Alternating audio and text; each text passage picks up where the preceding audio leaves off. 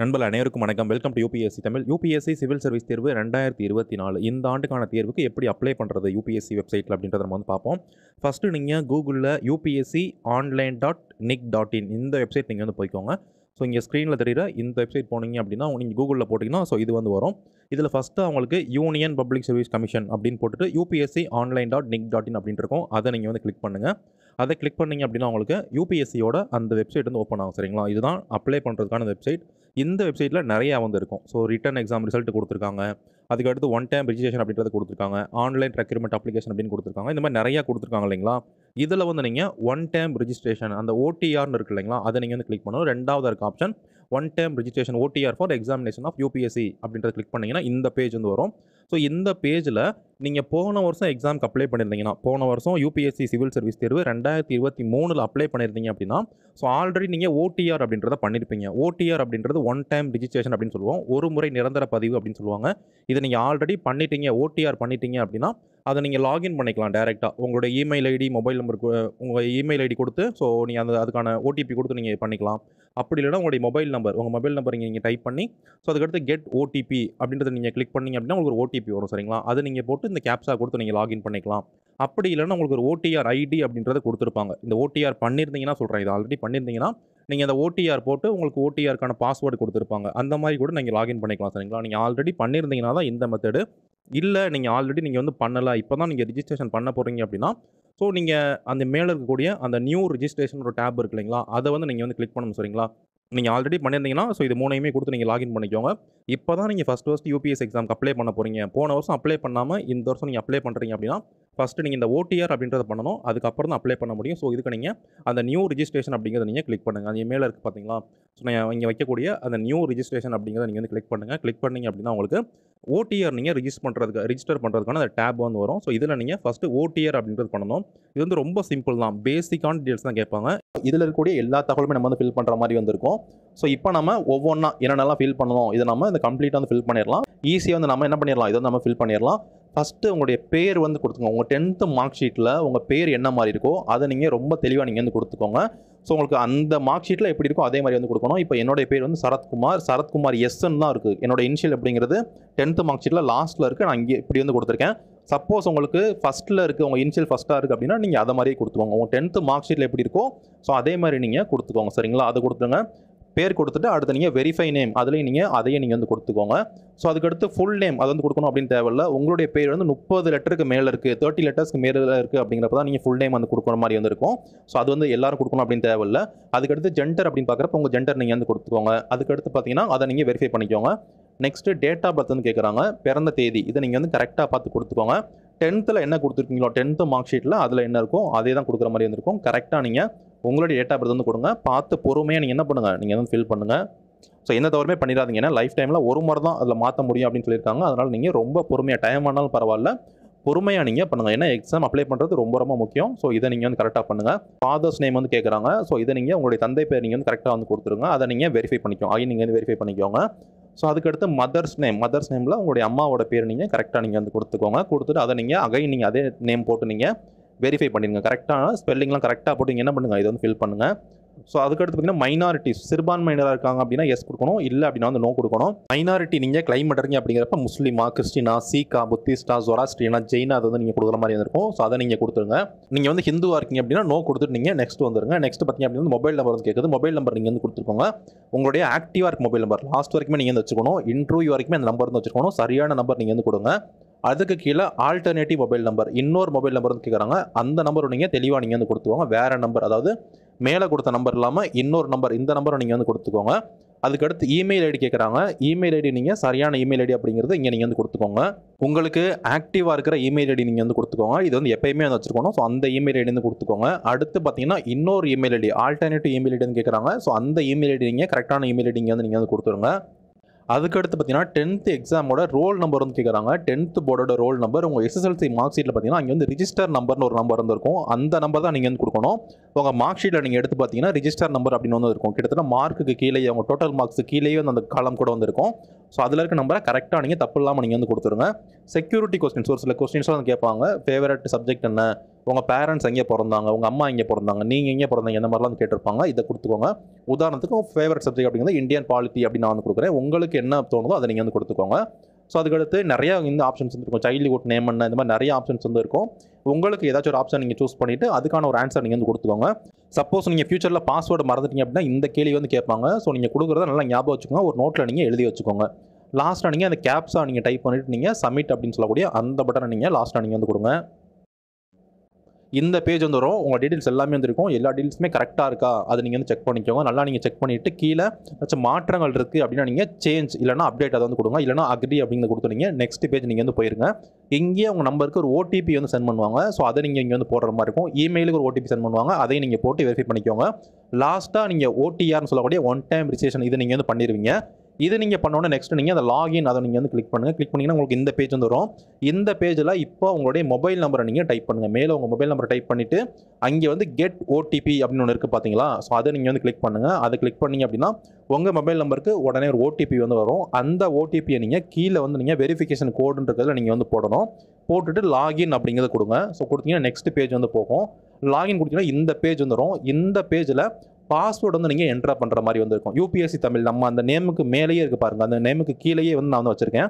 So அங்கே நீங்கள் புது பாஸ்வேர்டு உங்களுக்கு என்ன பாஸ்வேர்டு வேணுமோ அந்த பாஸ்வேர்டு நீங்கள் டைப் பண்ணுங்கள். அதில் உங்களுக்கு 8 கேரக்டருக்கு மேலே இருக்கணும். அதுக்கடுத்து அப்பர் கேஸ் ஒன்று இருக்கணும், ஸ்மால் லெட்டர்ஸ் ஒன்று இருக்கணும், நம்பர் ஒன்று இருக்கணும், ஸ்பெஷல் கேரக்டர்ஸ் ஒன்று வந்து இருக்கணும். இதெல்லாம் நீங்கள் பார்த்து கரெக்டாக டைப் பண்ணுங்கள். டைப் பண்ணிவிட்டு கன்ஃபார்ம் பாஸ்வேர்டு அதையுமே நீங்கள் வந்து கொடுங்க. அந்த பாஸ்வேர்டை மேலே என்ன போட்டிங்களோ அதே பாஸ்வேர்டு கொடுத்து நோட் பண்ணி வச்சுக்கோங்க. ஸோ இது ரொம்ப ரொம்ப முக்கியம். இப்போ நம்ம ஒன் டைம் ரிஜிஸ்ட்ரேஷன் ஓடிஆர் இது வந்து பண்ணிட்டோம். அடுத்து நாம இந்த எக்ஸாமுக்கு வந்து அப்ளை பண்ண போகிறோம். இதில் உங்களுக்கு இவ்வளோ ஆப்ஷன் இருக்கும். Dashboard, withdrawal, latest notification, application submit நிறையா இருக்குது. இதில் வந்து நீங்கள் லேட்டஸ்ட் நோட்டிஃபிகேஷன் அப்படின்றது இருக்கிறத நீங்கள் கிளிக் பண்ணுங்கள். சரிங்களா? அந்த லேட்டஸ்ட் நோட்டிஃபிகேஷன் 3வது இருக்கு இல்லைங்களா? அதை நீங்கள் கிளிக் பண்ணுங்கள். கிளிக் பண்ணிங்க அப்படின்னா இந்த ஆண்டுக்கான நோட்டிஃபிகேஷன் அப்படின்றது உங்களுக்கு வந்து வரும். ஓகேங்களா? இந்த பேஜ் கரெக்டாக வருதா அப்படின்றத பார்த்துக்கோங்க. இதில் உங்களுக்கு UPSC civil service preliminary exam, அதுக்கடுத்து இந்தியன் ஃபாரஸ்ட் சர்வீஸ் எக்ஸாம் அப்படின்னு கொடுத்துருப்பாங்க. நோட்டிஃபிகேஷன் கொடுத்துருப்பாங்க. Prelim service UPSC civil service எக்ஸாமுக்கான நோட்டிஃபிகேஷன், அதுக்கடுத்து ஃபாரஸ்ட் சர்வீஸ்க்கான நோட்டிஃபிகேஷன் கொடுத்துருப்பாங்க. அதுக்கடுத்து அந்த நோட்டீஸ் பண்ண டேட்டு போட்டிருப்பாங்க. என்னைக்கு 2024க்கான எக்ஸாம்ன்றதை போட்டிருப்பாங்க. ஸ்டார்டிங் டேட்டு, நோட்டிஃபிகேஷன் விட்ட டேட்டு, லாஸ்ட் டேட் எல்லாமே கொடுத்துருப்பாங்க. சரிங்களா? அது எல்லா டீல்ஸுமே இங்கே வந்துருக்கும். ஸோ அதுக்கடுத்து நீங்கள் ஓடிஆர் பண்ணீங்க இல்லைங்களா? அதில் ஏதாச்சும் திருத்தம் மேற்கொள்ளணும் அப்படின்னா இதை நீங்கள் கிளிக் பண்ணணும். அப்டேட் எடிட்டின் ஓடிஆரில் ஏதாச்சும் தப்பாக பண்ணிட்டீங்க அப்படின்னா இதை நீங்கள் கிளிக் பண்ணணும். அப்படி இல்லைனா அதை நீங்கள் கிளிக் பண்ண வேணாம்.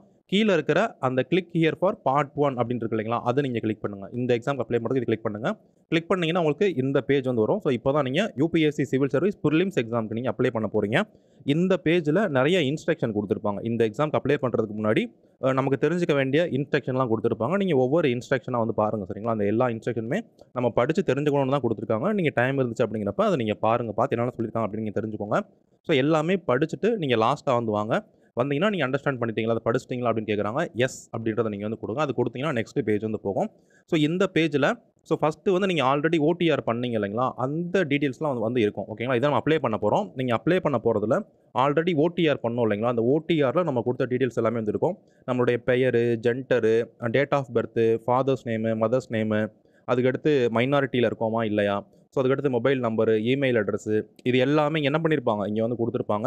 இந்த டீட்டெயில்ஸ்லாம் கரெக்டாக இருக்கா, நம்ம கரெக்டாக தான் கொடுத்துருக்கோமா அப்படின்றத ஒரு முறை நீங்கள் செக் பண்ணிக்கோங்க. ஏதாச்சும் மாற்றங்கள் இருக்குது அப்படின்னா ஓடிஆரில் நீங்கள் மாற்றுற மாதிரி இருக்கும். சரிங்களா? ஸோ இதெல்லாம் நீங்கள் செக் பண்ணிவிட்டு ஓடிஆரில் இருக்கிறதெல்லாம் கரெக்டாக தான் இருக்குது அப்படின்றப்போ நீங்கள் இப்போ தான் எக்ஸாமுக்கு நீங்கள் அப்ளை பண்ண போகிறீங்க. ஸோ இதில் நிறையா வந்து கேட்பாங்க. ஃபஸ்ட்டு வந்து நேஷனாலிட்டி இந்தியனான்னு கேட்பாங்க. இந்தியன் தான். ஸோ அதுக்கடுத்து பார்த்தீங்கன்னா மேரிட்டல் ஸ்டேட்டஸ், மேரிட் அன்மேரிடான்னு கேட்பாங்க. அதை நீங்கள் வந்து கொடுத்துருங்க. அதுக்கடுத்து பார்த்தீங்கன்னா நீங்கள் மாற்றுத்திறனாளியா, நீங்கள் பர்சன்ஸ் வித் பெஞ்ச்மார்க் டிசேபிலிட்டி அப்படின்னு கேட்குறாங்க. ஆமாவா இல்லையா அப்படின்றத கொடுத்துருங்க. எஸ்னா எஸ் கொடுங்க, இல்லைனா நோனா நோ கொடுத்துருங்க. ஸோ நோ கொடுத்துட்டு அடுத்து வந்தீங்க அப்படின்னா உங்களுடைய கம்யூனிட்டி வந்து கேட்குறாங்க. ரிசர்வேஷனுக்கு இது வந்து ரொம்ப முக்கியம். நீங்கள் என்ன கம்யூனிட்டி சர்டிஃபிகேட் உங்கள்ட்ட வந்து இருக்கோ அதை நீங்கள் வந்து கொடுக்கணும். ஸோ இந்த கம்யூனிட்டி சர்டிஃபிகேட் பொறுத்த வரைக்கும் ஸோ இங்கே அதை நீங்கள் கிளிக் பண்ணிங்க அப்படின்னா உங்களுக்கு அந்த லிஸ்ட்டு வந்து வரும். ஸோ நீங்கள் வந்து இடபிள்யூஎஸ் எக்கனாமிக்கலி வீக்கர் செக்ஷனா, ஜென்ரல் கேட்டகரியா, ஓபிசியா, எஸ்சியா, எஸ்டியான்னு சொல்லிட்டு இந்த லிஸ்ட் வந்து கொடுக்குறாங்க. இதில் நீங்கள் என்னமோ அதை நீங்கள் கொடுத்துக்கோங்க. நான் உதாரணத்துக்கு ஓபிசி அப்படின்னு நான் வந்து கொடுக்குறேன். ஸோ இந்த மாதிரி ஏதோ ஒன்று கொடுத்தீங்க நீங்கள் ஓபிசியில் வர்றீங்க அப்படிங்கிறப்ப ஓபிசியில் 2 பிரிவு வந்து கேட்பாங்க. க்ரீமி லேயரில் வருவீங்களா அப்படின்னு கேட்பாங்க. க்ரீமி லேயர் அப்படின்னா வளமான பிரிவினர் அப்படின்னு தான், அதாவது கொஞ்சம் வளமான பிரிவினர். ஆண்டு வருமானம், பெற்றோருடைய ஆண்டு வருமானம் 8 லட்சத்துக்கு மேலே இருந்துச்சு அப்படின்னா அவங்க க்ரீமி லேயரில் வருவாங்க. ஸோ அவங்க வந்து எஸ் கொடுக்கணும். இல்லை உங்கள் பெற்றோருடைய ஆண்டு வருமானம் 8 லட்சத்துக்கு கம்மியாக தான் இருக்குது அப்படின்னா நீங்கள் வந்து நோ கொடுத்துக்கலாம். சரிங்களா? அதாவது நீங்கள் நான் கிரீமி லேயரில் வந்தால் மட்டும்தான் உங்களுக்கு இந்த ரிசர்வேஷன் அப்படிங்கிறது கிடைக்கும். ஓபிசி ரிசர்வேஷன் கிடைக்கும், இல்லைனா கிடைக்காது. ஓகே. ஸோ ஓபிசி பற்றி நம்ம டீட்டெயிலாக வீடியோ போட்டிருக்கோம். அதை நீங்கள் கீழே வந்து பார்த்துக்கோங்க. ஸோ அதுக்கடுத்து கம்யூனிட்டி சர்டிஃபிகேட் நம்பர் கேட்பாங்க, மேலே கொடுத்துக்கோங்க. அதுக்கடுத்து கம்யூனிட்டி சர்டிஃபிகேட் யார் கொடுத்தாங்க, அந்த ஓபிசி சர்டிஃபிகேட்லேயே வந்து பார்த்தீங்கன்னா, ஸோ நீங்கள் யார் அதை வந்து அந்த சர்டிஃபிகேட் வந்து அப்ரூவ் பண்ணாங்க அப்படின்றத கொடுத்துருப்பாங்க. அதையும் நீங்கள் யார் அப்படின்றத பார்த்து நீங்கள் வந்து போட்டுக்கோங்க. சரிங்களா? அதையுமே நீங்கள் வந்து போட்டுக்கோங்க. ஸோ அதுக்கடுத்து கம்யூனிட்டி சர்டிஃபிகேட் சார்ந்த மிச்ச கேள்வி வந்து கேட்பாங்க. எந்த மாநிலம் அப்படின்றது கேட்குறாங்க. நீங்கள் தமிழ்நாடு அத்தாரிட்டி தானே கொடுத்துருப்பாங்க. ஸோ தமிழ்நாடு அப்படின்றத கொடுத்துருப்பாங்க. ஸோ அதுக்கடுத்து கம்யூனிட்டி சர்டிஃபிகேட் வாங்கின டேட்டுமே எடுத்து வந்து கேட்பாங்க. என்ன டேட்டில் இந்த சர்டிஃபிகேட் வாங்கினீங்க அப்படின்னு கேட்பாங்க. அதையுமே நீங்கள் வந்து கொடுத்துக்கோங்க. இந்த சர்டிஃபிகேட் பொறுத்த வரைக்கும் ஓபிஎஸ்சி சர்டிஃபிகேட், அதுக்கடுத்து இடபிள்யூஎஸ் சர்டிஃபிகேட், இது ரெண்டுமே வந்து பார்த்தீங்க அப்படின்னா வந்து ஏப்ரல் 1, 2023 இந்த டேட்டுக்கு அப்புறம் தான் நீங்கள் வாங்கியிருக்கணும். சரிங்களா? அதாவது இங்கே கொடுக்கக்கூடிய இந்த டேட்டில் இருக்கலாம், இல்லை இதுக்கு அடுத்த டேட்டில் அடுத்து வரக்கூடிய மாதங்களில் மட்டும் தான் நீங்கள் வாங்கியிருக்கணும். ஸோ இந்த டேட்டுக்கு முன்னாடி நீங்கள் வாங்கியிருந்தீங்க அப்படின்னா செல்லாது. ஓகேங்களா? அதை நீங்கள் கொடுத்துருங்க. அதுக்கடுத்து ஃபீஸ் பற்றி வந்து காட்டும். நீங்கள் ஃபீஸ் பே பண்ண வேணாம் அப்படின்னா எஸ் அப்படின்னு காட்டும். நீங்கள் ஃபீஸ் பே பண்ணணும் அப்படின்னா வந்து அந்த விலக்கு கிடையாது, அதனால நோ அப்படின்னு காட்டும். சரிங்களா? அதாவது எஸ்சி எஸ்டி கேட்டகரி, பிடபிள்யூபிடி மாற்றுத்திறனாளிகளுக்கு ஃபீஸ் கிடையாது. பெண்கள் எந்த கேட்டகரியில் இருந்தாலும் ஃபீஸ் கிடையாது. சரிங்களா? இதை நீங்கள் நோட் பண்ணிக்கோங்க. ஸோ இதை கொடுத்துட்டீங்க அப்படின்னா உங்களோட எஜுகேஷனல் குவாலிஃபிகேஷன் கேட்பாங்க.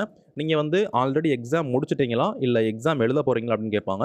நீங்கள் ஆல்ரெடி எக்ஸாம் பாஸ் பண்ணிட்டீங்க அப்படின்னா ஆல்ரெடி பாஸ்ட் அப்படின்னு கொடுங்க. இல்லை நீங்கள் ஃபைனல் இயர் படிக்கிறீங்க அப்படின்னா இப்போ தான் நான் எக்ஸாம் எழுத போகிறேன் அப்படின்றத நீங்கள் வந்து கொடுத்துருங்க. சரிங்களா? அப்பியரிங் அப்படின்றத நீங்கள் கொடுத்துருங்க. ஓகே. ஸோ இது ரெண்டுமே நீங்கள் கொடுத்துருங்க.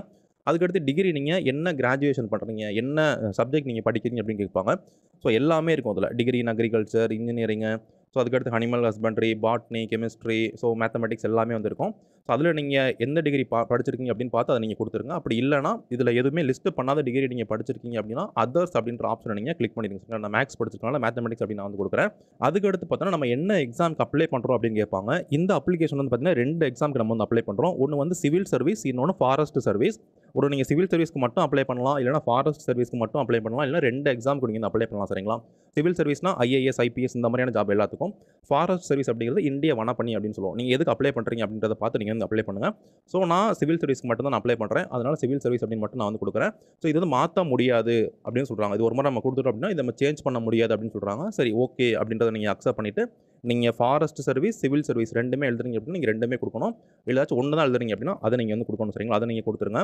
அதை கொடுத்துட்டு உங்களுடைய அட்ரஸ், டீட்டெயில்டு அட்ரஸ் நீங்கள் வந்து கொடுக்குற மாதிரி இருக்கும். உங்களுடைய ஃபுல் அட்ரஸ் நீங்கள் வந்து கொடுத்துருங்க. ஓகேங்களா? ஃபுல் அட்ரஸ் நீங்கள் டைப் பண்ணிடுங்க. டைப் பண்ணிவிட்டு பின்கோடு, ஸோ ஸ்டேட்டு, டிஸ்ட்ரிக்ட் எல்லாமே நீங்கள் வந்து கொடுத்துருங்க. என்ன ஸ்டேட், நம்ம தமிழ்நாடு கொடுத்துருங்க.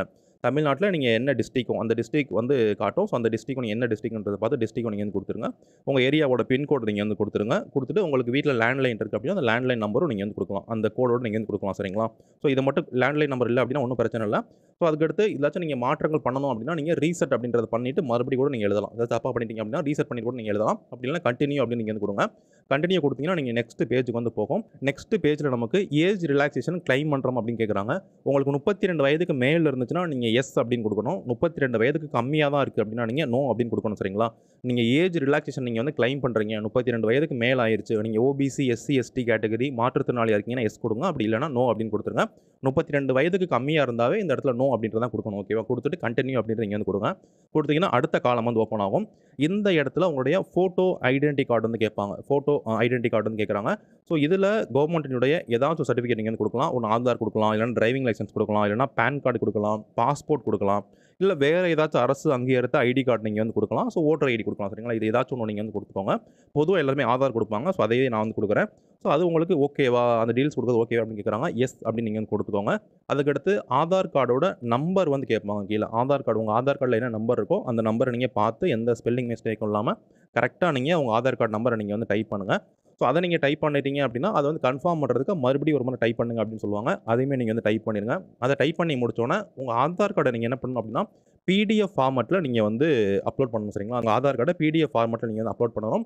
300 கேபிக்குள்ளே இருக்கணும் அப்படின்னு சொல்கிறாங்க. அதை நீங்கள் வந்து அப்லோட் பண்ணிடுங்க. சரிங்களா? அதை அப்லோடிங் பண்ணிட்டீங்க அப்படின்னா ஸோ அது வந்து அப்லோட் ஆயிரும். 300 கேபிக்குள்ளே இருக்கணும் அப்படின்னு சொல்கிறாங்க. 20 கேபிலேருந்து 300 கேபிக்குள்ளே இருக்கணும். ஸோ அதுதான் அந்த ஃபைல் சைஸ் வந்து இருக்கணும் அப்படின்னு சொல்கிறாங்க. பிடிஎஃப் ஃபார்மெட்டில் இருக்கணும் அப்படின்னு யூபிஎஸ்சி வந்து சொல்லியிருக்காங்க. சரிங்களா? இந்த ஃபார்மெட்டில் நீங்கள் கொடுத்தா தான் கரெக்டாக அக்செப்ட் ஆகும். ஸோ அதை நீங்கள் பார்த்துக்கோங்க. அதுக்கடுத்து உங்களுடைய டிகிரி பெர்சன்டேஜ் கேட்பாங்க. அதாவது நீங்கள் ஆல்ரெடி படித்ததா நீங்கள் கொடுத்துருந்தா மட்டும்தான் இந்த காலம் ஓப்பன் ஆகும். ஸோ நீங்கள் ஆல்ரெடி டிகிரி முடிச்சிட்டிங்க அப்படின்னா நீங்கள் எத்தனை பெர்சன்டேஜ் வாங்கியிருக்கீங்க, பெர்சன்டேஜ் பொறுத்த வரைக்கும் எந்த பிரச்சனையும் இல்லை. நீங்கள் 50 வாங்கியிருந்தாலும் பரவாயில்ல, 95 வாங்கியிருந்தாலும் பரவாயில்ல, 70 எத்தனை வாங்கியிருந்தாலும் பரவாயில்ல, அதுக்கும் எக்ஸாமுக்கு எந்த பிரச்சனையும் இல்லை. நீங்கள் எத்தனை பெர்சன்டேஜோ அந்த பெர்சன்டேஜ் வந்து நீங்கள் கரெக்டாக நீங்கள் வந்து கொடுத்துருங்க. பெர்சன்டேஜில் கொடுத்துருங்க. வந்து அந்த சிஜிபிஏ இருக்குது அப்படின்னாலுமே கூட நீங்கள் கன்வெர்ட் பண்ணி இதில் வந்து கொடுத்துருங்க. சரிங்களா? அடுத்து யூபிஎஸ்சி எக்ஸாம் இது வரைக்கும் எத்தனை முறை நீங்கள் அட்டன் பண்ணியிருக்கீங்க அப்படின்னு கேட்குறாங்க. அட்டன் பண்ணுறது அப்படின்றது நீங்கள் எக்ஸாமுக்கு அப்ளை பண்ணது வந்து கணக்காகாது. நீங்கள் எக்ஸாமுக்கு போயிருப்பீங்க இல்லைங்களா? எக்ஸாம் ஹாலுக்கு நீங்கள் எத்தனை முறை போனீங்களோ, எக்ஸாம் எழுதுறதுக்கு நீங்கள் எத்தனை முறை போனீங்களோ அதுதான் கணக்கு. ஸோ நீங்கள் இது வரைக்கும் போனதே இல்லை அப்படின்னா 0 அப்படின்றது கொடுத்துருங்க. போயிருந்தீங்க அப்படின்னா அது எத்தனை முறை அப்படின்றத நீங்கள் கொடுத்துருங்க. சரிங்களா?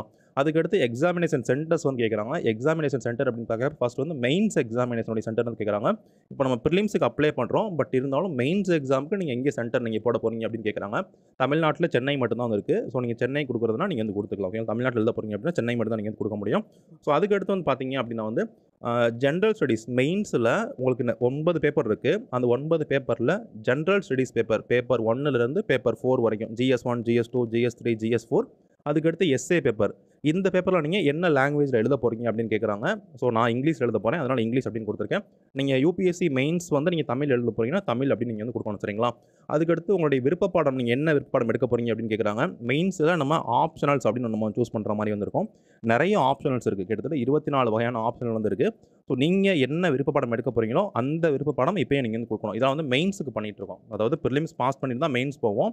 ஸோ அந்த டீட்டெயில்ஸை இப்போயே கேட்குறாங்க. இதை நீங்கள் சூஸ் பண்ணி நீங்கள் கரெக்டாக கொடுத்துடணும். இதை சேஞ்ச் பண்ண முடியாது அப்படின்னு சொல்லிட்டாங்க. சரிங்களா? அப்போது நீங்கள் மெயின்ஸில் என்ன ஆப்ஷன் எடுக்கிறீங்களோ அதை நீங்கள் வந்து கொடுத்துக்கோங்க. ஸோ நான் தமிழ் லிட்ரேச்சர் வந்து எடுக்கிறதுனால நான் அது வந்து கொடுத்துக்கிறேன். சரிங்களா?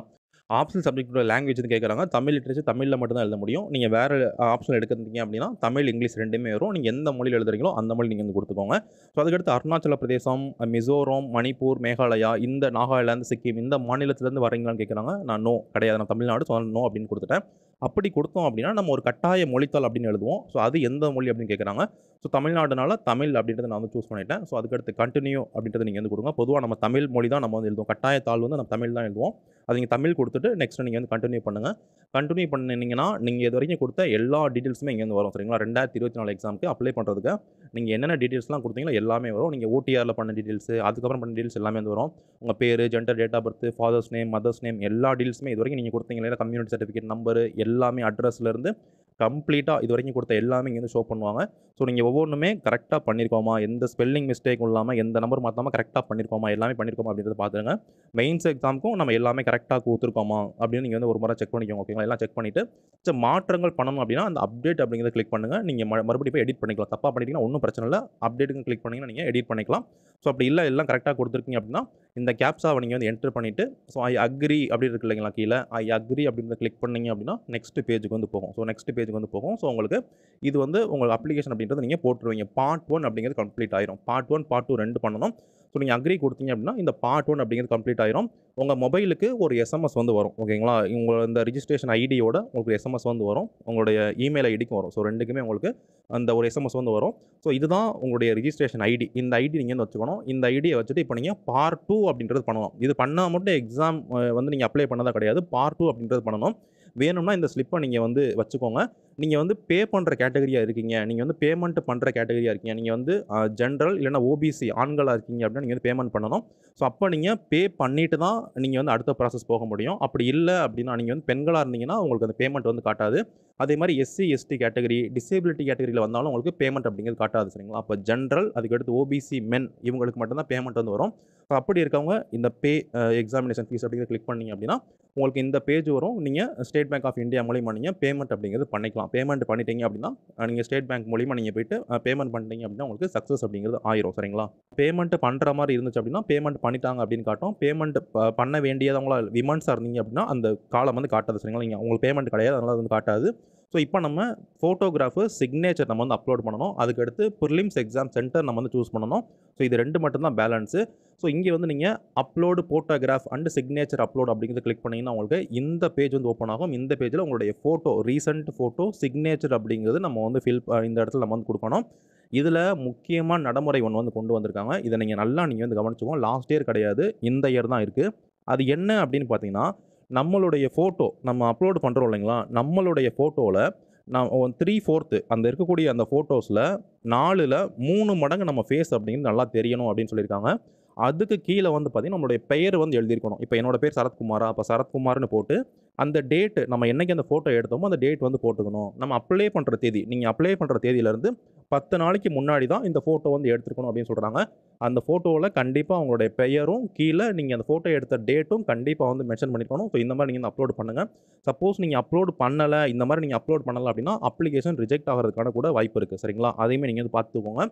இன்னும் நிறைய பேர் என்ன கேட்குறீங்க அப்படின்னா, இந்த ஃபோட்டோ வந்து கிராப் பண்ண முடியல, அந்த குறிப்பிட்ட பிக்சலுக்குள்ளே கொண்டு வர முடியல, என்ன பண்ணாலுமே ஃபோட்டோ வந்து அப்லோட் ஆக மாட்டேங்குது அப்படின்னு சொல்கிறீங்க. ஸோ அதுக்கு ஒரு சொல்யூஷன் அப்படிங்கிறது இருக்குது.